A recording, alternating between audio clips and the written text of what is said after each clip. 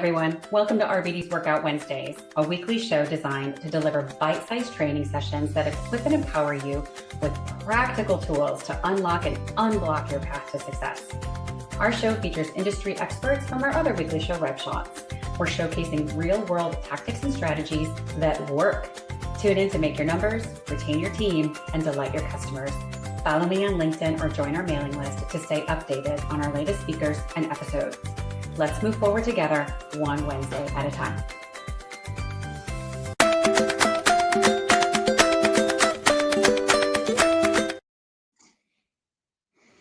Hello, everybody, and thank you for joining us. I'm Dionne Mejer, your host of Workout Wednesday, brought to you by Revenue by Design, and I'm so excited. We have Coach K with us today. His background is amazing and stupendous, and all things that we should be looking at right now, especially in the age of AI and agentic AI, which is a new word. I don't even know if it's in the dictionary, but it's a word. But interesting fact, as a word nerd, there is actually a process by which words get added to the dictionary. So just for those of you that are also fellow word nerds and interested in how that happens, but there's a process for everything. All right, everybody. Wait. You can't skip that. What's the process? You got to tell us high level. What is that? Yeah, so the words get submitted and reviewed by a committee. There's actually a book on how to add words. There's a whole story behind it and all that good stuff. So there is an actual process, and you have to submit the word and all that good stuff, and it gets through a committee and all that good stuff. So for those of us that remember when Beyonce's Bootylicious song first came out back in the day, her word was added. It was the word of the year that got added to the dictionary. Wow. So yeah, so I say that to say, and there's a point and purpose to all this, that words are important. We can't unhear something, and words matter, right? Think about the times you say, I love you to your significant other, your kids, your dog, right? Think about the times maybe you don't say those things, right? Words matter. And the segue to our time with you today, Coach K, is our words matter when we're client facing, when we're not client facing, when we're internal with our teams. Our words matter in the course of a revenue conversation, solving business problems. And most importantly, our words matter in our relationships when we're trying to coach somebody to be the very best they can be. Yep. Again, we can't unhear things, folks. So we need to use our words judiciously today for sure. And so, Coach, you were on a Rev Shot show, and we were chatting about this. And talk us through just kind of a little bit of an intro, please, for everybody that's joining us today. And then let's segue into momentum and kind of what we're going to be talking about today. Sure. It's funny you bring this up because like words have tremendous exceptional powers, because like when I do prompting training, I'm telling people how powerful words are themselves, because what's interesting about humans and communication is before AI times, we were getting into more shortening phrases, words, concepts, whatever, to communicate as fast or as efficiently as possible, which is why you have things like, instead of YOUARE, you put in the letter U, the letter R, like you are, whatever, So like we've shortened our communication with AI. It forces us to become better communicators, to where we're leveraging the actual weight and meaning of words better, because AI understands the weight and meaning of words. So if I use different words differently in a prompt, I'll get different results from an AI, So it's fascinating to see that. And you really realize, when in my own communication, my family, I was at a family reunion this last couple of days, and they were telling me like, you're a better communicator. I'm like, it's because I work with AI all the time. I wish I could take credit for it, but it's like, I have to be very aware of like how I communicate and what words I'm saying and that kind of stuff, So fascinating. It's so true, Coach K. And I got to tell you too, I think that's amazing and tremendous. And to your point, when we really have to give direction, right? And we need to make it so crystal clear for folks. It forces us to be better at articulating. And I think that's the difference. People say, I'm a great communicator. And I'm like, no, none of us are. We think we are. But we're really not at the end of the day. And one of the stories I share in my book is the fact that my son is on the autism spectrum. And for those of you that have folks that are neurodivergent, right, on the autism spectrum or otherwise, very concrete thinking. Because if I give him an ambiguous direction of, I'm trying to think of an example, right? There's, we were just traveling recently. We had a bunch of travel the first 2 weeks of July. And I said, we're going to go to the lobby because in the lobby, they have a social hour and they've got like hot hors d'oeuvres and all that good stuff. And I said, we're going to go to the lobby and get snacks. Here's the difference. The hotel had a sundry shop. And for my son, those were the snacks, not the hot. So not only did I have a communication on my hands, right? I now had to de-escalate a situation. What were you going to say? No, keep going. I just was like, I understand that one. Yeah. Yeah. Right. So, I mean, again, if we've ever had that moment with our team where we say, hey, you didn't do enough discovery. What does that mean? Right? Yes. Do we have a shared language at the end of the day? What does discovery mean? Does discovery mean I asked 65 questions, 3 questions, 4 questions? I had a desired outcome. What is that desired outcome? So I think there's, again, the power of language, the power of being clear. To your point, the power of prompt engineering driving us to be better, to truly say and articulate what we're after is such an amazing skill and forces us as leaders and communicators to be better. Yes, totally. Yeah, it's not easy. It's hard, but it takes practice. And I think as long as someone's dedicated to at least being the best they can be, I think that's all that really matters, and realizing you're going to fail and having some grace along the failures, because otherwise you're never going to get there, So amen. Yeah, I'm a huge fan of grace. So you had a family reunion this week and you had fun with your family? I did. We had a lot of fun. Did a ton. Like I'm a natural Idahoan, so we had a, long story short, not to waste a lot of time on this, but we had a exchange student from France who stayed with us last year. She came back to visit.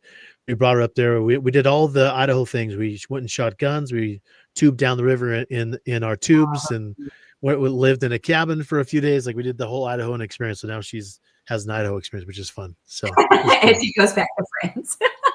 She goes back to France, which is way different. So yeah, way different. Well, and I think to that point too, right, is the feedback that you had gotten as far as your prompt engineering skills making you a better communicator. So with that, let's talk a little bit about the momentum solution. I'm a huge fan.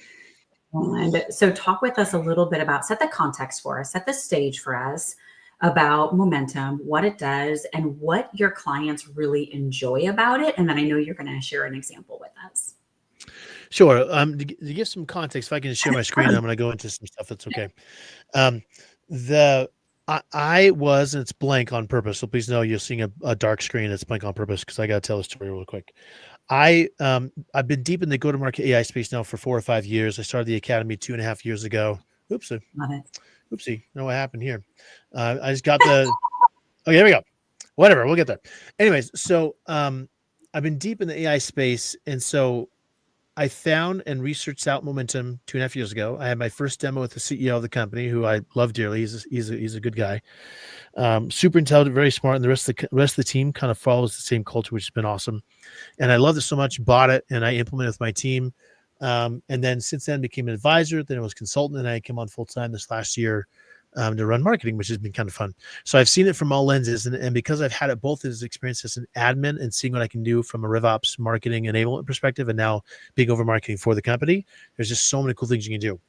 But I want to make sure we can go and kind of start with the crux of our belief system, which is we believe at Momentum that humans should be the source of relationships and excellence, not for data entry and not for data info or delivery of that data. It's a big, big difference. Amen. So we don't believe in replacing humans. We believe in amplifying them to the highest capacity so they can do what they are good at, which is, again, excellence relationships. So going back to this stat, this comes from the CSO. I'm going to do this because today I'm going to show some use cases of what we do with automations, but it's not going to make sense until you understand some of the problems. So the average revenue generating activity time is 28%. This came from Gartner, 200,000 AEs. Top performing teams with this is 45-50%. One of our customers, who's owner, They're kicking around the 70, 80% mark. They're destroying it. Like they're just absolutely killing it, which is amazing. But Kyle, the CRO, as a leader, is obsessed with making sure he's making his team as productive as possible and finding all the gaps where things might be getting in the way of that revenue gen activity time. So it takes consistency and leadership to be able to inspire this and to make sure that they're dedicated to make sure it can happen, or else it's not going to. And for him, he said that momentum stands at the foundation of everything they do from an RGA point of view. So what we found in our data is that every 1% in revenue gen activity time equals 0.4% in revenue. So to give you an understanding of this, that means that if you're at $50 million and you go from 25%, which is the average, to 35%, that's $2 million. Right. I mean, it's not a huge number, but that's 0.5%. That's not bad. That's a nice little bump.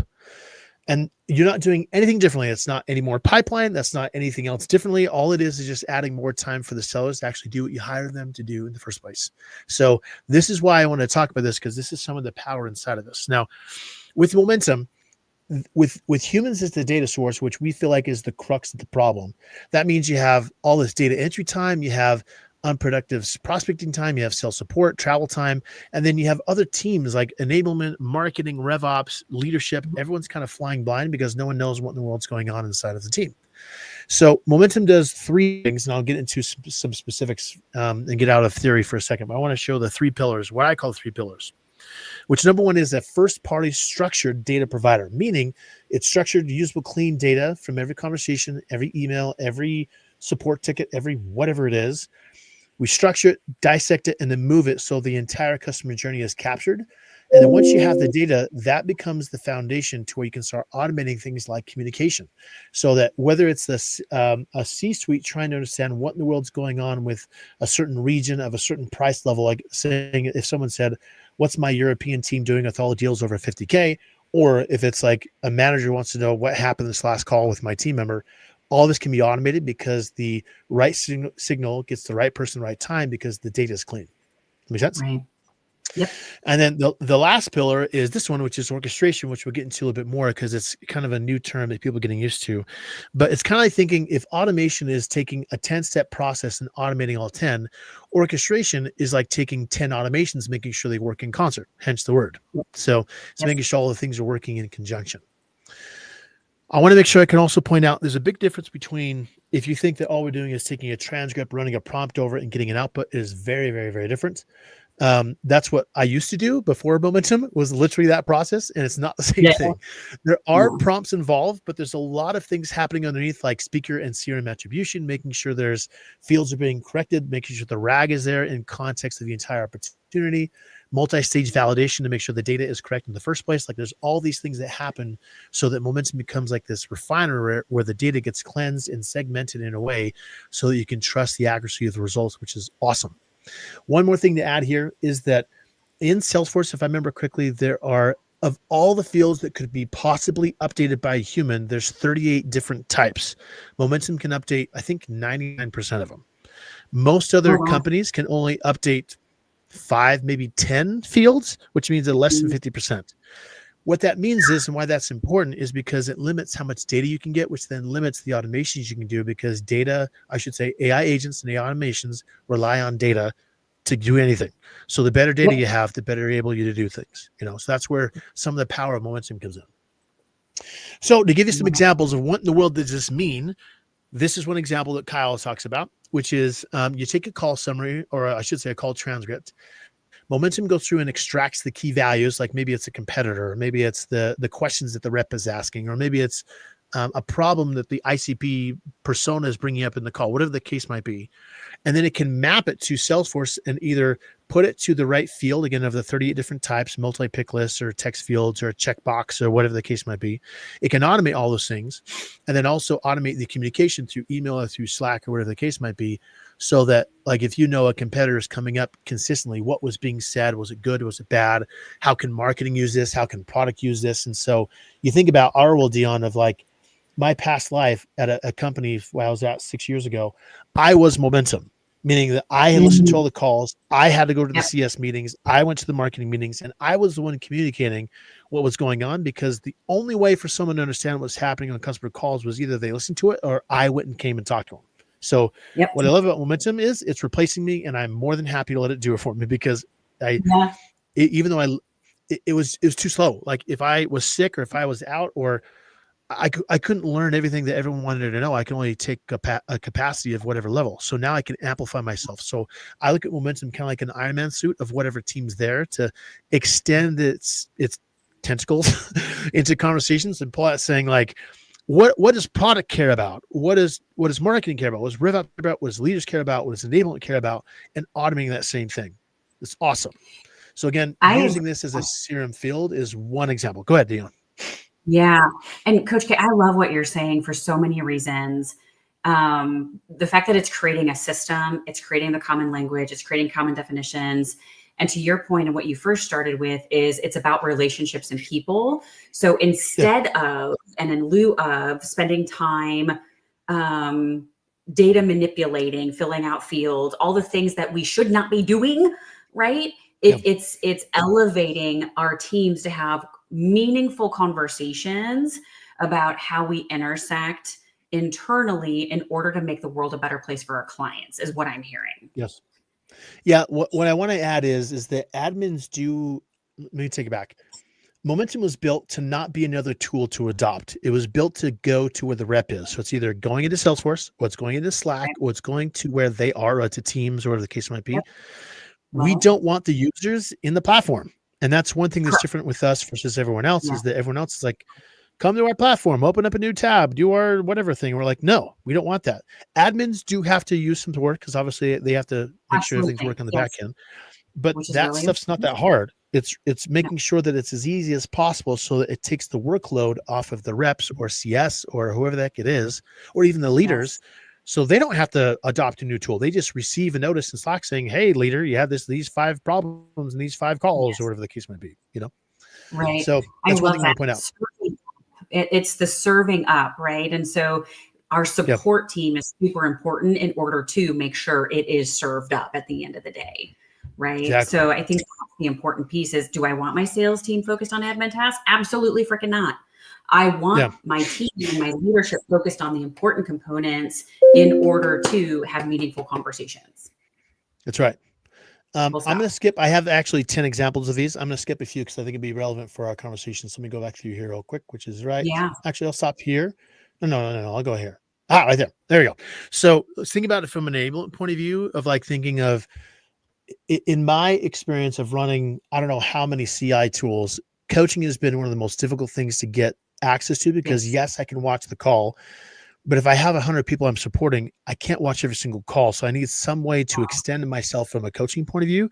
And so momentum does that. So it's like, it's not only looking at the data you need to have from competitors or product, whatever the case is, but like, how can you understand what's happening from a performance point of view, so that the AI is the Yes. one who's both doing the review, showing like, here's the performance review, and also based on what's happening across the entire team. So you could say, okay, we know that these 5 top reps by revenue are doing these 3 competencies.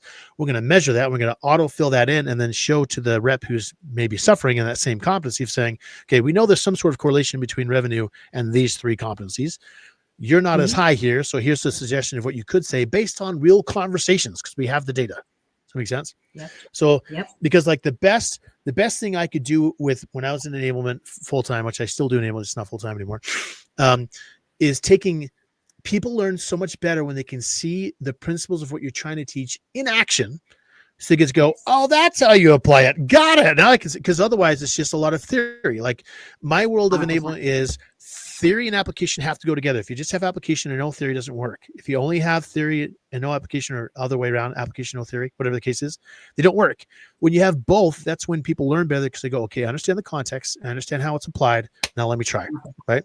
Yep. So Yep. what momentum does is automate that. So you can say, okay, we're going to point out what's going right, what's going wrong, and then serve that up to the right person so that they can have real time ahead of time saying, hey, we know that these are the reps are winning here.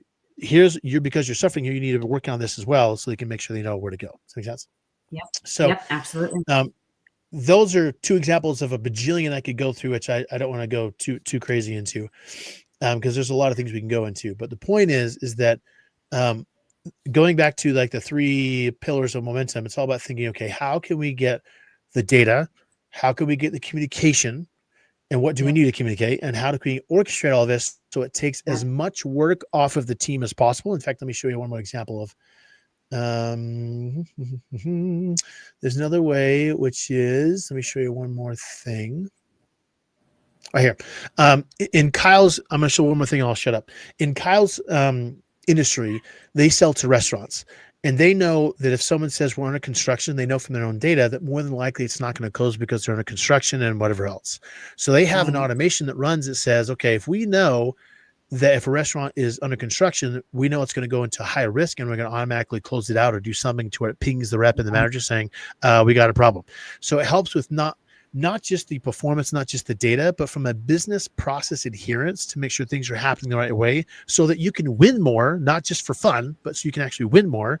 That's what Momentum can automate, because we have this streamline between Slack and Salesforce and anything else, so that whatever processes are being forced as a result of Salesforce fields can be automated inside the process so that it does serve it up to the rep, but not in a way of saying, hey, you've got to move this to move the deal, or sorry, to move the opportunity. It's more of saying, you need to move this so you can win. Does that make sense? Yeah. Definitely? Yeah. So Yeah. I love that, Coach K. I think it's just so impactful and important, because so many times we push admin functions to our team, our revenue generating team, versus backing up a minute to say, what are we really trying to achieve? And how are we running an effective business process? And our sales teams, our revenue teams should not be the ones doing that. And I love Momentum for that. And if you do the groundwork and do that well, again, there's this serving up, right? And allows us to hold our revenue teams more accountable for revenue, right? And also, I'm a huge fan of, let's eliminate all of the barriers that we can, right? Because then we've got the people on the team who say, I was so busy doing all my data entry. Okay, let's remove barriers, to your point, to make everybody successful at the end of the day. So I think that's huge. I'm a huge fan of you and Momentum and everything you're doing. Oh, well, thank you very much. I know you've had, I won't say the client, but I know you've worked with us, with one of your clients before, so that you've kind of seen firsthand, not just theoretically, what can be done, which is pretty cool. And I think that whoever's listening to this, no matter if you have Momentum or not, which obviously I would love to have you come Momentum, so come talk to me. But even if you don't, my point would be is that if you really want to take advantage of AI power, you have to get your data right. And I don't mean like, I know it's kind of it could be known as a boring concept, but it's really about, do you have some way so that your data can communicate across the board of what's happening in your organization? And then do you have a way to capture what's happening real time on calls? Because if you don't, you'll be struggling so badly. And I'm of the opinion that Momentum does that better than anybody else does, but there's other tools out there you could experiment with. Even if all you were doing was like taking, as an example, if someone's listening in enablement, and if you're not at least taking 5 transcripts, loading in a prompt and saying, hey, take a look at these 5 transcripts from these 5 people. Here, by the way, is their sales velocity for each person. Tell me what we're seeing. What's the patterns between these things? What I should be doing enablement. If you're not doing that, like you're falling behind big time. Yes. So having a tool like Momentum makes that easier, but there's ways you can do this even without it. It's just making sure you're leveraging what you can with the data you have every single day at your disposal at the best of your ability to do your job better. So there you go. Amen to that, Coach. And to your point, I love that. I love that suggestion for people is literally diving in and inspecting what we do expect at the end of the day and doing the work. It'll take a couple hours and the feedback is invaluable. Number one. Number two, for the client that we worked with, the sales leaders loved the coaching feedback. Number one. Number two, the teams loved it.